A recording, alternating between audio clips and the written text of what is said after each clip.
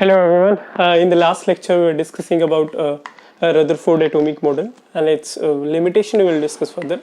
First of all, we have to discuss about what are the different natures of light, because we have to explain some phenomena that is related to spectra, which cannot be explained by Rutherford atomic model. Okay, तो light जो है उसका wave nature होता है और उसका particle nature होता है, उसके बारे में पढ़ेंगे। तो भाई लाइट का वेव नेचर होता है, ये हमें कैसे पता चला? अगर मैं बात करूं लाइट में जो फिनोमेनास होते हैं, रिफ्लेक्शन, रिफ्रैक्शन, डिफ्रैक्शन और इंटरफेरेंस की, तो वे कुछ फिनोमेनास है जिनसे हमें पता चला जो लाइट है उसका वेव नेचर होता है। अब लाइट का वेव नेचर के लिए सबसे पहले Maxwell was the name of scientist, जिन्होंने एक थ्योरी दी थी, मैक्सवेल थ्योरी ऑफ लाइट। और मैक्सवेल ने क्या बताया? मैक्सवेल ने बताया कि मैक्सवेल इलेक्ट्रोमैग्नेटिक थ्योरी बोलते हैं भाई इसे, Maxwell's electromagnetic theory of light. अब इलेक्ट्रोमैग्नेटिक थ्योरी, इलेक्ट्रोमैग्नेटिक EM कह देते हैं हम इसे। इलेक्ट्रोमैग्नेटिक थ्योरी का क्या मतलब था? इलेक्ट्रोमैग्नेटिक थ्योरी ने कंसिडर करा था कि आपके पास जो लाइट है वो एक वेव नेचर की है, और लाइट अगर वेव नेचर है तो अगर हम किसी भी बॉडी को लाइट देते हैं या फिर कुछ एनर्जी देते हैं तो वो क्या करेगी? वो एनर्जी कॉन्टिन्यूसली रेडिएट करेगी। ठीक है, कोई भी बॉडी जो है इनका जो सबसे पहला पॉइंट था theory, Maxwell theory of electromagnetic, कि ये कह रहे थे कि जो लाइट है वो क्या करेगी? कंटिन्यूअसली एमिट होगी या फिर कंटिन्यूअसली रेडिएट होगी अगर हम किसी भी पर्टिकुलर बॉडी को हीट देते हैं। ठीक है, तो लाइट जो है वो क्या रहेगी? लाइट इज कंटिन्यूअसली एमिटिंग और radiating from a heated body. एक हीटेड बॉडी से जो लाइट है वो कंटिन्यूअसली एमिट होगी। सेकेंड पॉइंट क्या था भाई? सेकेंड पॉइंट ये था कि अगर हमारे पास कोई भी पर्टिकुलर बॉडी है, कोई भी पर्टिकुलर हमारे पास जैसे फॉर एग्जांपल अगर हम उसके ऊपर लाइट डाल रहे हैं तो लाइट का जो भी कंपोनेंट है उसके अंदर दो चीजें रहेंगी, एक तो इलेक्ट्रिक फील्ड और एक मैग्नेटिक फील्ड। जैसे कोई भी अगर वेव आ रही है तो उस वेव के साथ एसोसिएटेड होंगी दो चीजें, that is electric field and magnetic field. तो every wave is associated with, every wave is associated with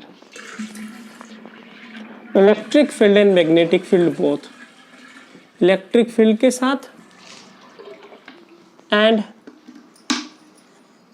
magnetic field के साथ क्या रहेंगी? एसोसिएट रहेंगी। ओके, तो हर एक वेव में इलेक्ट्रिक फील्ड और मैग्नेटिक फील्ड रहेगा। ठीक है, इलेक्ट्रिक फील्ड और मैग्नेटिक फील्ड अगर हर एक वेव में रहेगा और वो एक दूसरे के साथ परपेंडिकुलर पोर्शन में रहेगा तो उसको हम लोग क्या बोलेंगे? उसको हम लोग बोलेंगे कि हमारे पास जो भी वेव है, से फॉर एग्जांपल मेरे पास एक वेव है ये ऐसे, तो इसमें क्या रहेगा भाई? ये हमारे पास रहेगा इलेक्ट्रिक फील्ड और ये हमारे पास रहेगा मैग्नेटिक फील्ड। ठीक है, जो इलेक्ट्रिक फील्ड और मैग्नेटिक फील्ड के कंपोनेंट है, इलेक्ट्रिक फील्ड ये है और मैग्नेटिक फील्ड ये है, ये एक दूसरे के क्या रहेंगे? परपेंडिकुलर रहेंगे। इलेक्ट्रिक फील्ड को मैं E से लिख रहा हूँ, मैग्नेटिक फील्ड को मैं B से लिख रहा हूँ। ठीक है, इलेक्ट्रिक फील्ड और मैग्नेटिक फील्ड जो है वो एक दूसरे के परपेंडिकुलर रहेंगे, और परपेंडिकुलर किसके भी रहेंगे? Perpendicular to the propagation of light wave. Light wave जो प्रोपगेट कर रही है उसके भी परपेंडिकुलर रहेंगे और एक दूसरे के भी परपेंडिकुलर रहेंगे अगर मैं किसी भी वेव की बात करता हूं तो।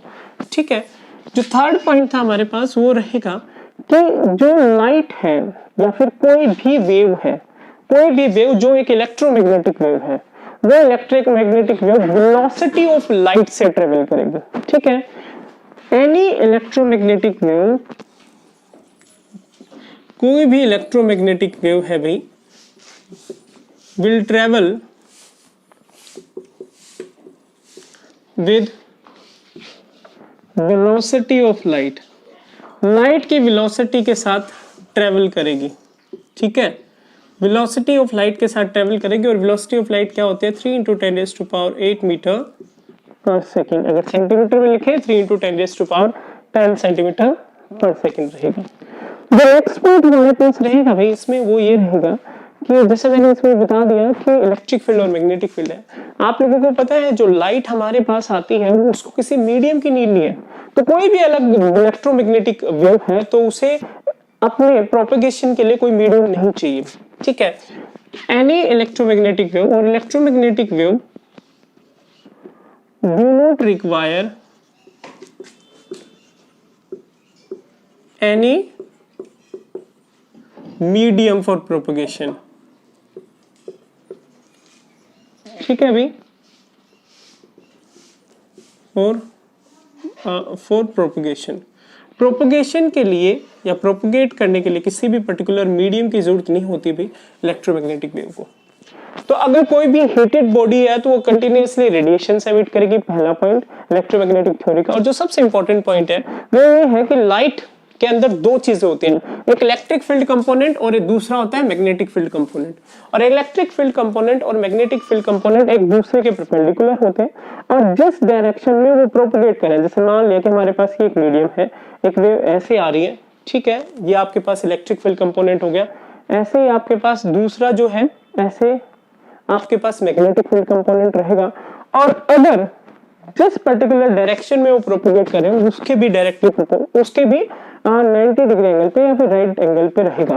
ओके, कोई भी इलेक्ट्रोमैग्नेटिक वेव जो है वो ट्रेवल करेगी वेलोसिटी ऑफ लाइट से, और इलेक्ट्रोमैग्नेटिक वेव को ट्रेवल करने के लिए किसी भी मटेरियल मीडियम की नीड नहीं होगी, किसी भी particular, even though it can travel to vacuum. Okay, so this is about Maxwell electromagnetic theory. अब बेटा हमारे पास कुछ चीजें हैं मैक्सवेल इलेक्ट्रोमैग्नेटिक थ्योरी में कि हम लोग एक वेव के कुछ कैरेक्टरिस्टिक्स पढ़ेंगे कि वेव के अंदर क्या क्या चीजें प्रेजेंट होती है। तो हमारे पास क्या रहेगा, कैरेक्टरिस्टिक्स ऑफ वेव, ठीक है। वेव के क्या कैरेक्टरिस्टिक्स होते हैं, तो वेव के हमारे पास क्या कैरेक्टरिस्टिक्स होते हैं, अभी मैं एक बार इसको रफ करके दोबारा लिख देता हूँ। वेव के हमारे पास कैरेक्टरिस्टिक्स होते हैं, आपने सुना होगा वेवलेंथ, ठीक है, आपने सुना होगा वेवलेंथ के अलावा फ्रीक्वेंसी आपने सुना होगा।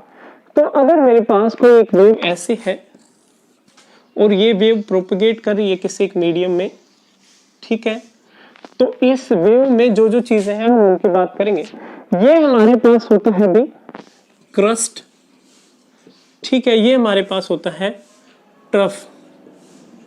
ओके, तो क्रस्ट और ट्रफ दो चीजें होंगी भी। यहां से यहां की जो डिस्टेंस है, जो हाइट है क्रस्ट की, इसको हम क्या बोलते हैं, इसको हम बोलते हैं एम्पलीट्यूड। क्या बोलते हैं भाई, एम्पलीट्यूड। और दो क्रस्ट के बीच की जो लेंथ है, दो क्रस्ट के बीच की जो लेंथ है उसको हम क्या बोलते हैं प्यारे बच्चों, उसको हम बोलते हैं वेवलेंथ। और वेवलेंथ को हम लोग किससे रिप्रेजेंट करते हैं, लैम्डा से।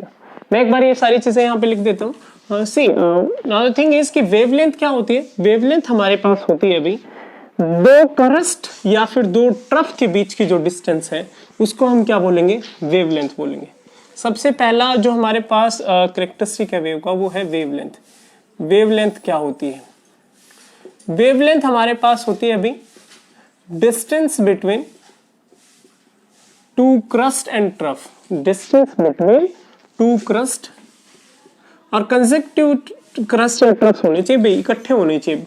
डिस्टेंस बिटवीन टू क्रस्ट और ट्रफ, ठीक है, इनके बीच की जो डिस्टेंस है उसको हम बोलते हैं वेवलेंथ।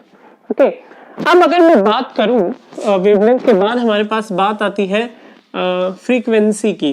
फ्रीक्वेंसी आपने सुना होगा, फ्रीक्वेंसी क्या होता है, फ्रीक्वेंसी होता है कितना जल्दी कितना लगातार हम किसी चीज को करते हैं, फ्रीक्वेंट है अगर हम किसी चीज में। वैसे इसमें फ्रीक्वेंसी क्या रहेगी, फ्रीक्वेंसी रहेगी कितनी वेव्स एक सेकंड में किसी एक स्पेस में से ट्रेवल कर रही है। फ्रीक्वेंसी क्या रहेगी, फ्रीक्वेंसी को हम न्यू से रिप्रेजेंट करते हैं, वेवलेंथ को हम लोग लैम्डा से रिप्रेजेंट करते हैं। It is the number of waves, number of waves